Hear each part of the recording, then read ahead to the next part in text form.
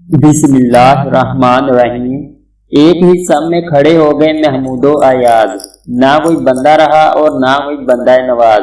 हकीमुल उम्मत शायर मशरक डॉक्टर मोहम्मद इकबाल का ये मशहूर व मारूफ शेर तो आपने बारहा सुना होगा, जिसमें इन्होंने महमूदो अयाज के एक ही सब में खड़े होने को इस्लाम के एक बाकमाल वस्फ मसावात से ताबीर किया है।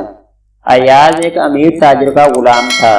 वो ताजर किसी कर्ज के बार तले आ गया और कर्ज उतारते उतारते उस बेचारे का सब कुछ बिक गया, लेकिन फिर भी कर्ज अदा ना हुआ।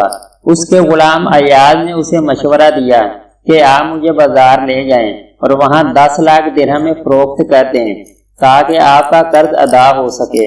उसका मालिक मुस्कुराने लगा और अपने गुलाम से पूछा कि आखिर उसमें ऐसी क्या खूबी है जो बाकी गुलामों में नहीं है। अयाज ने जवाब दिया कि आप सरे बाजार यह ऐलान करें कि अयाज जानता है कि गुलामी क्या होती है। अयाज वो सब जानता है जो बाकी गुलाम नहीं जानते। बहरहाल वो ताजर अयाज के इसरार पर उसे बेचने के लिए बाजार ले आया।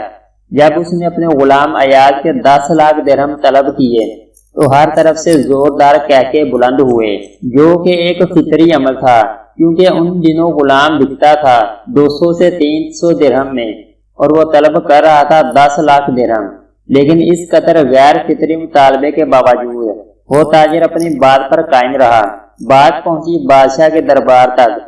बादशाह कौन था? गजनवी सल्तनत का फरमारवा, जिसे तारीख महमूद गजनवी के नाम से जानती है। जब उसने सुना कि अयाज गुलामी के तकाजे जानता है तो उसने अयाज को 10 लाख दिरहम में खरीद लिया। वक्त गुजरता गया और अयाज महमूद के हर इम्तिहान पर पूरा उतरता गया। महमूद गजनवी के दिल में अयाज ने घर कर लिया। महमूद गजनवी अयाज की जहानत, दयानत और वफा से इतना खुश हुआ कि उसने उसे पहला मुसलमान गवर्नर लगाया और यहाँ तक कि उसे वजीर आजम के ओहदे पर तैनात किया। दस्तूरे जमाना है कि हर साहिब नेमत से हसद किया जाता है। अयाज की कामयाबियों से कुछ साथी वजीर जल उठे। इन्होंने अयाज के खिलाफ बादशाह के कान भरना शुरू कर दिए। इन्होंने बादशाह से कहा कि आलमे पनाह, हमें पता चला है कि अयाज अपने पास कोई खजाना जमा कर रहा है और जब इसके पास वो मतलूबा मिकदार जमा हो जाएगी तो वो आपके खिलाफ बगावत का ऐलान कर देगा।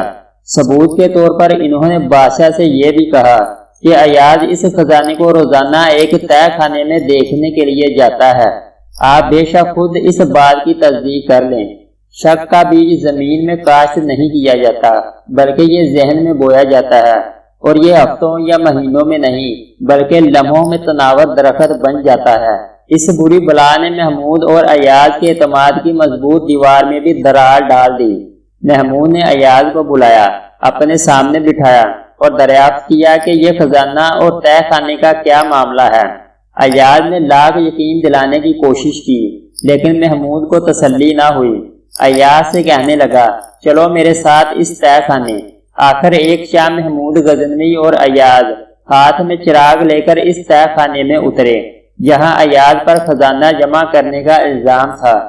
महमूद गजनवी ने देखा कि तय खाने में एक बहुत बड़ा पत्थर पड़ा है, जिस पर एक संदूक रखा है। पहली नजर में उसका शक यकीन में बदलना शुरू हो गया। अयाज ने संदूक को ताला लगा रखा था, लेकिन जब महमूद के कहने पर अयाज ने संदूक खोला तो महमूद गजनवी दाड़े मारकर रोने लगा। उस संदूक में क्या था? फकत एक फटा पुराना कुर्ता, टूटे हुए चप्पल और एक छड़ी। अयाज ने महमूद से कहा, बादशाह सलामत तसल्ली से देख लें, यही अयाज का खजाना है।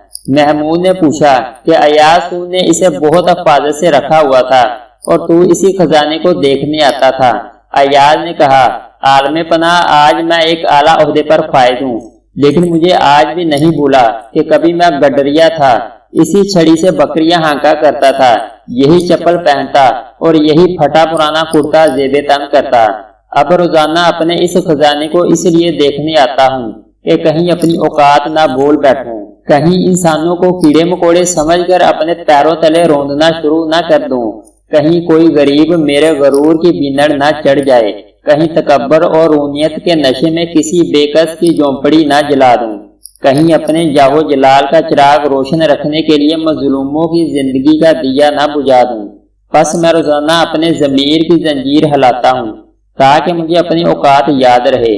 جناب علی ہمیں کوئی اخلاقیات، کوئی مذہب، کوئی دین اور کوئی آئین ترقی کرنے سے نہیں روکتا۔